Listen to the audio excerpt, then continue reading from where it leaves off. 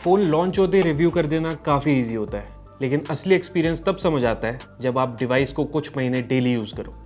और nothing phone 4a के साथ मैंने एग्जैक्टली वही किया है। हाय, मैं हूं शुभम, आप देख रहे हैं टेक्लूसिव और ये है मेरा नथिंग फ़ोन 4a का long term usage experience. On paper देखें तो इस बार नथिंग ने काफ़ी चेंजेस किए हैं। नया ग्लिफ बार आया है, स्नैपड्रैगन 7s Gen 4 प्रोसेसर है, टेलीफोटो कैमरा है और ब्राइटर डिस्प्ले। लेकिन लॉन्च के बाद एक और चीज़ बदली है, वो है इसकी प्राइसिंग। इसलिए ये रिव्यू और भी इंटरेस्टिंग हो जाता है। ऑनेस्टली अगर आप नथिंग फ़ोन खरीदने का सोच रहे हो तो डिज़ाइन डेफिनेटली उसका एक बड़ा रीज़न होगा। फ़ोन 4a देखने में इंस्टेंटली नथिंग लगता है।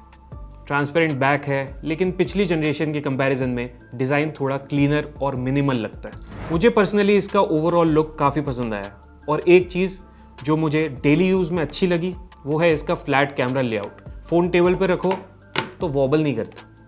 बिल्ड क्वालिटी भी अच्छी है, साइड फ्रेम प्लास्टिक है लेकिन बटन्स एल्यूमिनियम के हैं। IP64 रेटिंग भी मिलती है।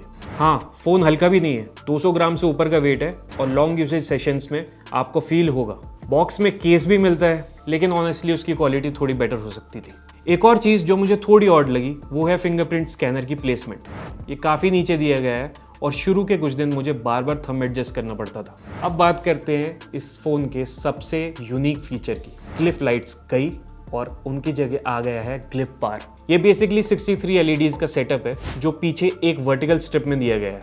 Notifications, timer, ringtone alerts, volume indication और प्रोग्रेस ट्रैकिंग जैसे काम ये करता है। साथ ही वीडियो रिकॉर्डिंग और वॉइस रिकॉर्डिंग के लिए एक डेडिकेटेड रेड इंडिकेटर भी है। लेकिन अगर आप मुझसे पूछो तो पर्सनली मुझे पुराने ग्लिफ लाइट्स थोड़े ज़्यादा इंटरेस्टिंग लगते थे। डिस्प्ले की बात करें तो यहाँ मुझे कोई मेजर कंप्लेंट नहीं मिली। फ़ोन में 6.78 इंच का एमोलेड पैनल दिया गया है, 120 हर्ट्ज का रिफ्रेश रेट है और साथ में कॉर्निंग गोरिल्ला ग्लास 7i की प्रोटेक्शन भी है। कलर्स पंची हैं, ब्लैक्स डीप हैं और कंटेंट देखना जेन्युइनली इंजॉयबल है। आउटडोर विजिबिलिटी भी काफ़ी इंप्रूव हुई है। धूप में यूज़ करते वक्त रीडेबिलिटी को लेकर मुझे कोई इशू नहीं आया। स्पीकर्स भी डिसेंट है, लाउडनेस अच्छी मिलती है और स्टीरियो इफेक्ट भी है। मैक्सिमम वॉल्यूम पर थोड़ी मडीनेस सुनाई देती है, लेकिन ओवरऑल मल्टीमीडिया एक्सपीरियंस अच्छा है। अब आते हैं कैमराज पर और यही मुझे लगता है नथिंग ने सबसे इंटरेस्टिंग अपग्रेड दिया है। प्राइमरी कैमरा 50 मेगापिक्सल का है, अल्ट्रा वाइड 8 मेगापिक्सल का है और सबसे खास है 50 मेगापिक्सल का टेलीफोटो कैमरा। और ये कोई नॉर्मल टेलीफोटो नहीं है, यहाँ पेरिस्कोप स्टाइल सेटअप दिया गया है जो रफली 3.5x ऑप्टिकल जूम प्रोवाइड करता है। आज भी इस प्राइस सेगमेंट में पेरिस्कोप कैमरा कॉमन नहीं है और नथिंग ने इसका फ़ायदा काफ़ी अच्छी तरीके से उठाया। पोर्ट्रेट शॉट्स काफ़ी इंप्रेसिव आते हैं, स्किन टोन्स नेचुरल रहते हैं, बैकग्राउंड सेपरेशन क्लीन होता है, कलर्स ओवर सैचुरेटेड नहीं लगते, लेकिन जब आप जूम करके डिटेल्स देखते हो तो कभी कभी सॉफ्टनेस नोटिस होती है। डायनेमिक रेंज भी कुछ सिचुएशंस में बेटर हो सकती थी। अल्ट्रा वाइड कैमरा एवरेज है, काम चल जाता है, लेकिन फ्लैगशिप लेवल एक्सपेक्टेशंस मत रखिए। और सेल्फी कैमरा मुझे पर्सनली सबसे वीक पार्ट लगा।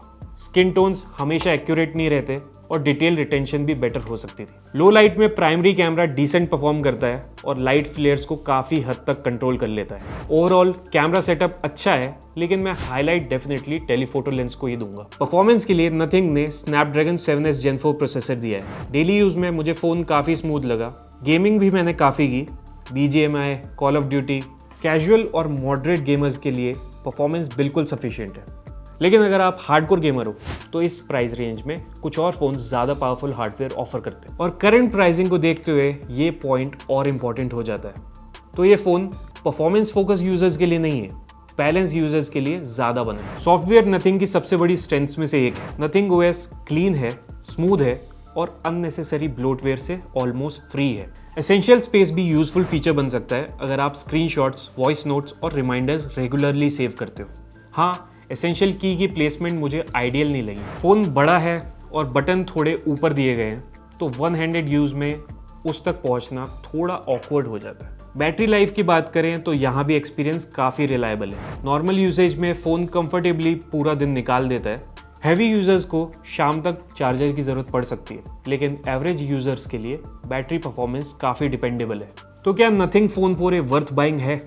मेरे हिसाब से अगर आप एक ऐसा स्मार्टफोन चाहते हो जो क्राउड से अलग दिखे, क्लीन सॉफ्टवेयर एक्सपीरियंस दे, अच्छा कैमरा एक्सपीरियंस दे और स्पेशली एक स्ट्रॉन्ग टेलीफोटो कैमरा ऑफर करे, तो नथिंग फ़ोन 4a काफ़ी सॉलिड ऑप्शन है। और पिछले कुछ महीनों के यूसेज के बाद भी मेरी ओपिनियन इन तीनों चीज़ों को लेकर बदली नहीं है। लेकिन करंट प्राइसिंग को इग्नोर करना मुश्किल है। While the launch price was ₹31,999, it now cost ₹37,999 for the 8GB RAM and 128GB storage variant. Nothing phone 4a perfect phone नहीं है। सेल्फी कैमरा बेटर हो सकता था, अल्ट्रावाइड कैमरा एवरेज है, क्लिफ बार भी मुझे पर्सनली रेवोल्यूशनरी नहीं लगा। अगर आपका फोकस सिर्फ रॉ परफॉर्मेंस है तो इसी बजट में OnePlus Nord 6 जैसे कुछ स्ट्रॉन्गर ऑल्टरनेटिव्स भी अवेलेबल है। ओवरऑल पैकेज देखा जाए तो ये एक पर्सनैलिटी वाला स्मार्टफोन है। आजकल जब ज़्यादातर फ़ोन्स एक जैसे लगते हैं, नथिंग फ़ोन 4a अपनी एक अलग पहचान बनाने में काफ़ी सक्सेसफुल रहता है। आप नथिंग फ़ोन 4a के बारे में क्या सोचते हो, कमेंट करके बताओ। और अगर आपको वीडियो पसंद आई तो लाइक और सब्सक्राइब करना मत भूलना।